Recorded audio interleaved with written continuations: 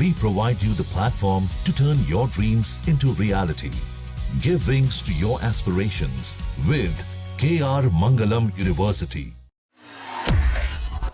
बांग्लादेश में भारत का बड़ा फैसला। बांग्लादेश में भारत का नया उच्चायुक्त। पूर्व टीएमसी नेता को जिम्मेदारी। टीएमसी के पूर्व नेता को ही क्यों चुना? बांग्लादेश के साथ भारत के रिश्ते लंबे समय से तल्खियों में रहे हैं। पहले मोहम्मद यूनुस और अब तारिक रहमान की तरफ से भी संबंधों को लेकर कोई पैगाम नहीं दिया गया, लेकिन इन तल्खियों के बीच में भारत ने बड़ा फैसला लिया है।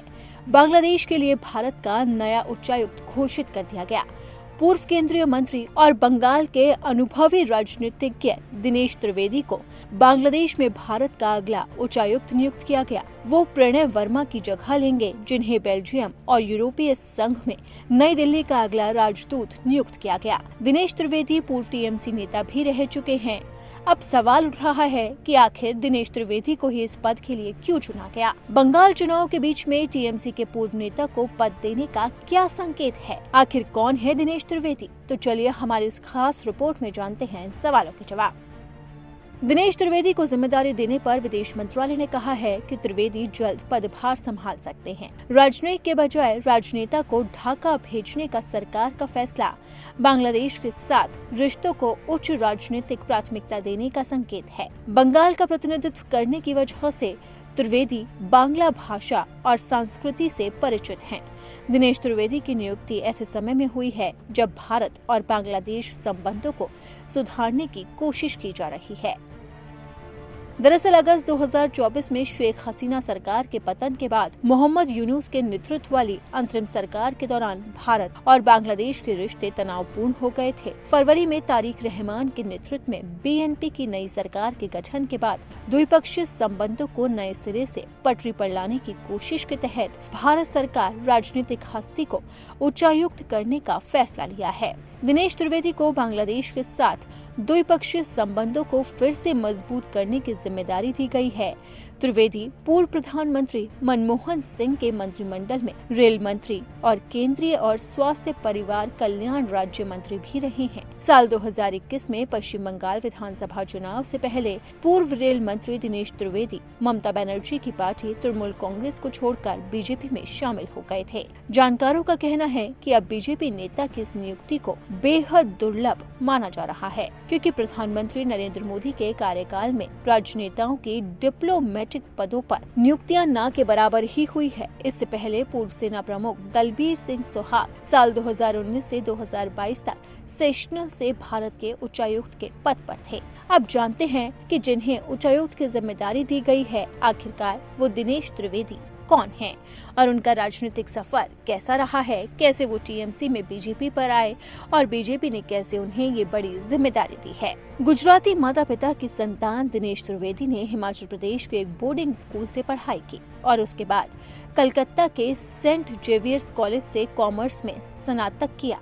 उन्होंने टेक्सास विश्वविद्यालय में एमबीए की डिग्री हासिल की और उनके पास कमर्शियल पायलट का भी लाइसेंस है। दिनेश त्रिवेदी ने राजनीति में कदम साल 1980 में रखा और कांग्रेस पार्टी में शामिल हुए, लेकिन 1990 में वो जनता दल में चले गए और जब साल 1998 में ममता बनर्जी ने तृणमूल कांग्रेस पार्टी बनाई तो दिनेश त्रिवेदी टीएमसी में शामिल हो गए। साल 2001 से 2006 के बीच में दिनेश त्रिवेदी ने ममता बनर्जी का जबरदस्त विश्वास हासिल किया। साल 2001 में ममता ने उन्हें राज्यसभा में भेजा। पश्चिम बंगाल में पार्टी के मात्र 60 विधायकों के बावजूद त्रिवेदी राज्यसभा के लिए अपनी जीत सुनिश्चित करने में कामयाब रहे। इस कारनामे को दिनेश त्रिवेदी की राजनीतिक सोच का लोहा माना गया था।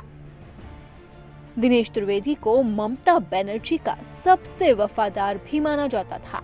साल 2006 में जब ममता बनर्जी सिंगूर भूमि अधिग्रहण के खिलाफ 26 दिन की लंबी भूख हड़ताल पर बैठी थी, तब त्रिवेदी दिल्ली में उनके समर्थन में माहौल बना रहे थे। हालांकि ममता बनर्जी का उन पर भरोसा और तब मजबूत हुआ जब साल 2009 में त्रिवेदी ने सीपीएम के कद्दावर नेता तड़ित तोपदार को पार्टी और सीटों के गढ़ कहे जाने वाली बैरकपुर संसदीय सीट पर मात दी। राजनीतिक गलियारों में इस बात की भी अक्सर जोरदार चर्चा होती रही है कि पश्चिम बंगाल के बाहर के दिनेश त्रिवेदी को ममता बनर्जी इतना तवज्जो क्यों देती है।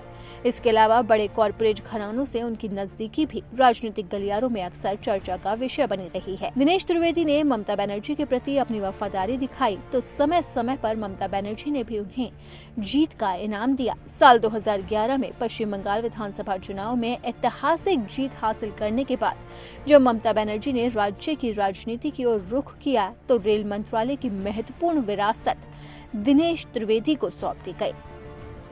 कहते हैं ना कि राजनीति में कौन कब किसका दुश्मन बन जाए और दोस्त बन जाए, ये कुछ कहा नहीं जा सकता।